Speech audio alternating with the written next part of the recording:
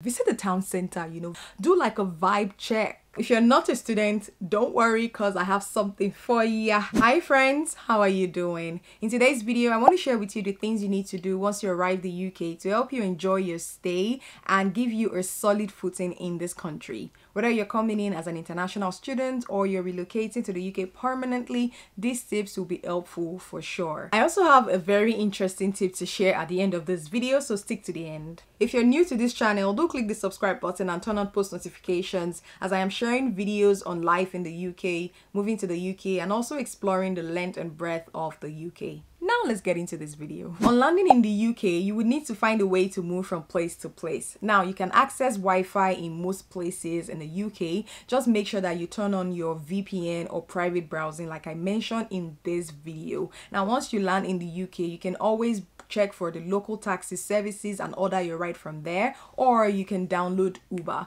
If you do not already have Uber on your phone, make sure that you download it before you get here. Have your card all set up so that as soon as you land, it is easy for you to book your ride from there. The second thing you need to do is get a SIM card. Now I've been here for a while and I've tried both Leica Mobile and Lebara, and I prefer Lebara. Their network is reliable and also affordable, and I have a link down below for you to use. If you use that link, you get 50% off for the next 3 months on all your SIM plans. The next thing you need to do is pick up your BRP card. Now you need to pick up your BRP card before the Vignet sticker in your passport expires or within 10 days of arriving in the UK, whichever one is later. I picked mine 10 days after arriving in the UK at the post office. So yeah, from this point forward, everything I talk about will help you solidify your stay in the UK, especially if you plan to stay long term. The next thing you need to do is to set up your data, that is your broadband plan. And I use TalkTalk. I also have a lot of friends that use TalkTalk because they are a very reliable brand. So if you want to use TalkTalk, I have a link to that in the description box.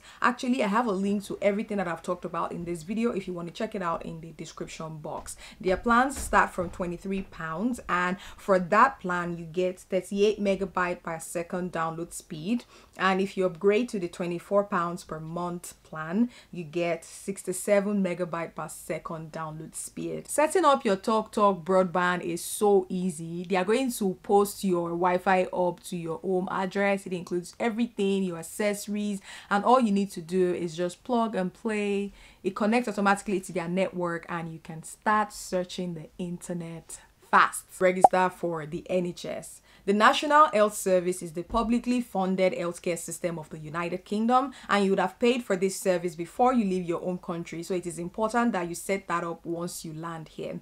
You can download the form on the gov.uk website, and like I said, I'll leave the link in the description box below. You also need to find a general practitioner that is close to your place of stay so that it's really easy for you to access healthcare. Your bank account. Now, if you're an international student, the process is pretty straightforward. You should be able to download the proof of accommodation from your student dashboard and take it to the bank alongside your BRP card. But if you're coming here on another visa, this is where your broadband is very important, because when you pay for the broadband, you can get the receipt, which you can then use as your proof of address to the bank, because you will not be able to open a bank account without your proof of address. So once you get your proof of address from your broadband provider, you take this proof of address document and your BRP to the bank. But first of all, sign up online. They'll communicate with you, probably send you a mail, you probably have something to fill, and once you're done, you go to the bank and get your debit card, or they will probably mail it to you. There are so many banks here, and you can open an account with Lloyds or Barclays or NatWest, but a faster one that you can even open is like an online bank, which is Revolut or Monzo. If you're talking about the UK, those are the two online tech companies that are like the giants here. So you can open an account with Monzo or with Revolut with your BRP card and your proof of address. You need to get your NIN. That is your national insurance number. Think of your NIN as your social security number. This number doesn't change whether you get married or you change your name or whatever. This number is unique to you, and you keep one for the rest of your life. So you've got your NIN, you've got your NIN. This number is really important because it ensures that your national insurance contributions and your tax are properly recorded against your name. Also, when you get to the UK, you don't necessarily need the NIN to start working. So you can start applying for jobs. You can even get a job and start working without that number. But employers would usually ask for it at some point. So it's better that you apply for that number. Before you can get it, you need to fill a form online, or you call a particular number, which I'm going to leave in the description box. That was the route I took. I called the number, they took all of my details, and it arrived like months later. So it usually takes about 16 weeks before you get your NIN, but because of the panorama, it's even taking longer. So the sooner you can apply for it, the better. Let's move on to your provisional driving license. I say provisional driving license because that is what you have temporarily to learn how to drive before you then get the permanent driving license. It costs just £34 to register for this, and the process is pretty straightforward. Once you get your driving license, you can then start learning how to drive here in the UK, take their exam, and then apply for the permanent driving license. To apply for this driving license, you would need to submit your identity document and also the addresses where you've lived for the past 3 years. And you should get it within 1 week of applying. Get on the Electoral Register so that you can vote in elections. You need to do your electoral poll registrations once you land in the UK, and this has many benefits. Also, I want you to note that while you're filling your form, you'll be asked if you want your name on the open register or off the open register. If you have on open register, it simply means that people can access your information. I definitely turned mine off because I didn't want my details to be public, but it's totally up to you, and you can always change your mind later in the future. So if you have it turned on now, you can always write to them or send them an email to take you off the open register. Now, I'm sure you're probably wondering, am I allowed to vote? I'm not even a British citizen and I don't have my ILR. Is that even possible? Well, let's see. It says you must be one of the following to register to vote. You must be a British citizen or an Irish or EU citizen living in the UK. And this is the interesting part. A Commonwealth citizen who has permission to enter or stay in the UK, or who does not need permission. And you have a citizen of another country living in Scotland or Wales who has permission to enter or stay in the UK, or who does not need permission. So what I'm most interested in is a Commonwealth citizen. So if your country is part of the Commonwealth nations, then you have a right to vote and get your name on the Electoral Register. Start building credit. Now remember, I said that what I'll be talking about from the data point all adds up to solidifying your stay here in the UK. Well, it is because having a good credit score in the UK is a lifeline. So you want to make sure you're building your credit. Do everything you can to avoid late payments and getting things on credit.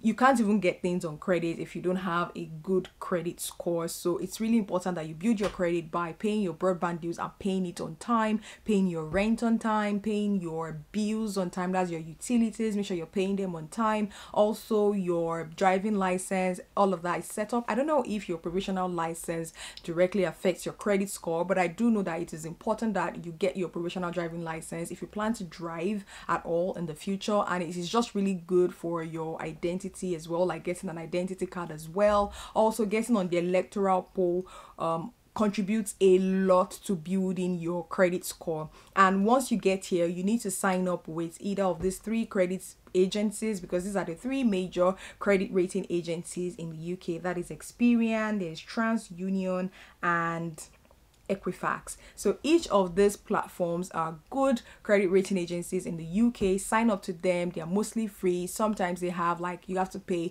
every month to get a even more comprehensive credit score check and some credit score recommendations, like things to boost your credit score. But I would advise that you first sign up for a free account and just get an overview of what your credit is looking like. Also, you can get a credit building card. This is like a credit card, but it just helps to build your credit score so that you can then apply for a proper credit card. Now, this is not a video that focuses much on how to build your credit. I'm going to leave a link in the description box of another YouTuber that has covered this conversation of money. I really like his channel when it comes to like finances, and I'm going to leave his YouTube channel in the description box if you want to learn more about building your credit score on arriving the UK. I'm glad we're making progress. Now that we've talked about all the credit building activities and getting set up once you get to the UK, let's talk about the fun part. Let's talk about getting your store card. So when you come to the UK, you probably have been watching my hauls, like my grocery hauls, and if you haven't, I'm going to leave a playlist definitely in the description. Go watch it, go check it. Someone said it's therapeutic to watch this video, so check it out. But I really love getting a good deal, and once you go to any grocery store, you can find out if they have like a discount card or a loyalty program. One of the UK store that has a fantastic loyalty program is Boots.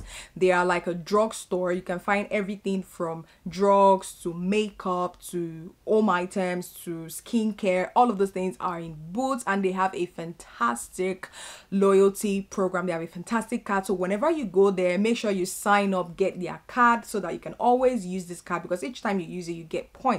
Lidl also has a loyalty program, so if you spend up to £100 in a month, you get something off. I don't think their loyalty program is so solid, but if you buy a lot of groceries, then definitely get that app. Also Tesco, I really like Tesco's Club Card app. It really helps you, it really gives you discounts on some purchases. So get Club Card if you're going to be shopping at Tesco. Those are the cards that I recommend right now. Always ask. Also, before I forget, some stores would give a student discount. So whenever you're going out shopping, make sure you always go with your student ID card, because they need to see it on site. It's very important. When you go sightseeing or you go to some places, they would even give you a student discount. I know McKinley's for sure have a student discount, so when you buy anything there, you get 10% off, and some other stores offer that program as well. So always go around with your student ID if you are a student. You're gonna love this one. Discount website. If you're a student, you can use Totem, which I just heard about, or My Uni Days. My Uni Days has a lot of discounts for students. Let's check it out. For technology, they have 3 months free of Apple Arcade. They have 15% off HP workstations, 10% off HP printers. For beauty, they have different sections. Let's go to the makeup section here. There is Bobbi Brown, 10% off, Feel Unique, 20% off, 10% off MAC products. Let's quickly go somewhere else. There is the gym. For the gym, they have up to 30% off Pure Gym, and they have so many outfits as well, gym related outfits as well. 10% off for Nike Run Club, Nike training app. They have all of that. Let's go to lifestyle real quick. Let's go to the subscriptions. Yeah, so this is like my favorite part. As a student, you get 6 months Amazon Prime for free, and 10% off Chromebooks. Where else should we go? They have their limited time deal section. Sometimes I like starting from here, and they have up to 50% off plus extra 20% off Nike products. They have different food and drinks, fashion, lifestyle. They have all of that. Isn't that amazing? Also, if you're a student, don't forget to take advantage of all the other benefits that your school is going to provide. Make sure you check your email regularly, because they're going to be sending these offers to your email. Now, if you're not a student, don't worry, because I have something for you. There is a website called Voucher. I'm telling you, visit this website. Let's just visit this website. Let's go over to restaurants. I'm sure I'll find something amazing here. Okay, look at this deal. This London Bus Upper Deck Tour, afternoon tea and Prosecco Golden Tours. Now you're going to pay £35 instead of £55 for an upper deck 90-minute bus tour of London from Golden Tours with afternoon tea and a glass of Prosecco, all for £35. £35 and you're living the dream. And if you visit the site, you go to Spar, they have something in home, they have in electrics. Let's just check one more category. Let's check travel. Travel. Travel. Okay, let's check travel. This is a deal that they have. This is another deal.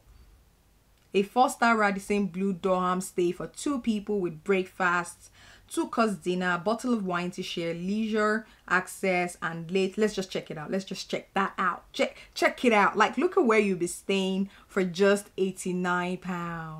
Look at it. Aren't you excited? Because I am excited. So check out voucher if you're coming here. The discount is just amazing. And you can also check out buy a gift. Buy a gift is also another fantastic discount website. You need to get a real card. Who wants to spend money when they can save money? Because I don't know about you, I want to save my money.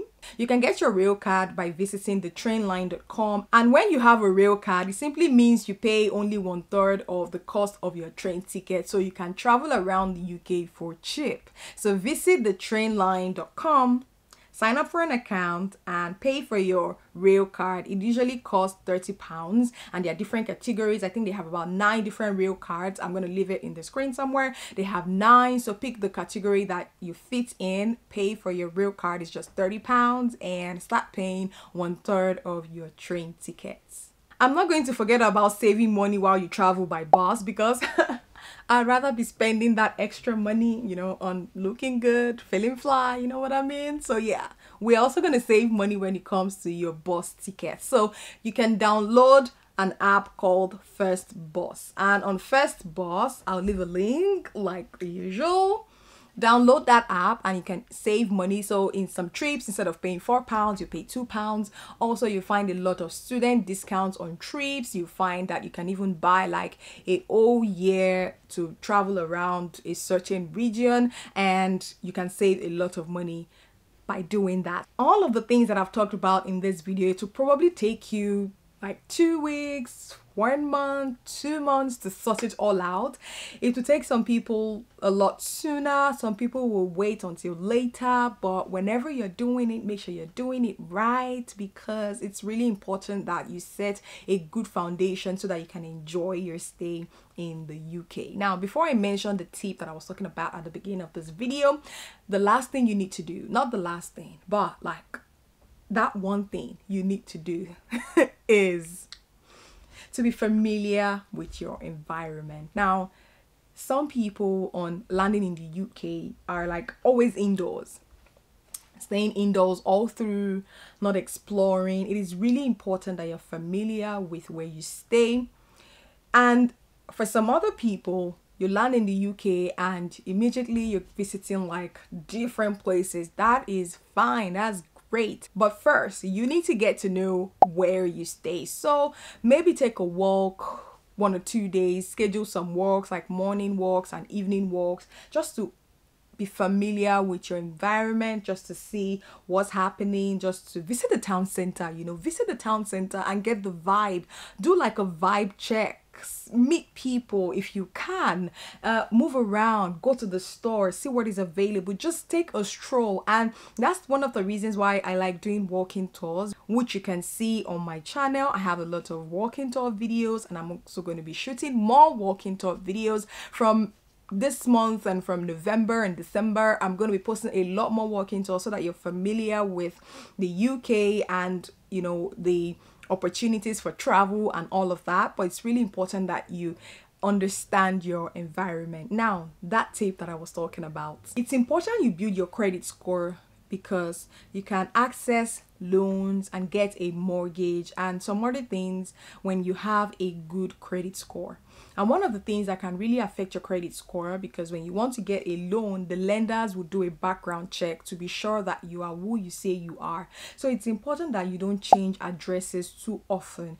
You know, it's important that you don't stay in one place for 1 month and then you go to another place and stay there for 3 months, and then you go to another place and stay there for 7 months. So if you're planning to build a solid credit history and you want the lenders to have a more easier time of giving you loans, it's important that you have like an established address. So don't change homes too often that, you know, everything just looks suspicious. Have an address. Also, it's going to kind of affect you, because when you're registering for the electoral poll. You can also choose to register if you want to vote in person or vote by post. I opted to vote by post. Now when you keep changing addresses, you have to write a letter to all these organizations that you have registered with, like your driving license and your HMRC and all of that, and electoral poll. You have to send them like an email, send a letter that, oh, you've changed address, and that can be really confusing. Even your utilities company, you have to let them know that you're changing address. If you want to avoid all of that stress, establish your place of residence first before you start signing up for different organizations or programs and all of that. I hope you enjoyed watching this video. What was your light bulb moment? What was your I didn't know that, or I knew that but not in that way? So what was that moment? What was that enlightening moment for you? Let me know in the comments. I really enjoyed shooting this video. I love it when I share knowledge. I love it when I share useful tips, because I wish that I watched this type of video when I got here. So I hope that this has helped someone at least, and you know, mission accomplished for me.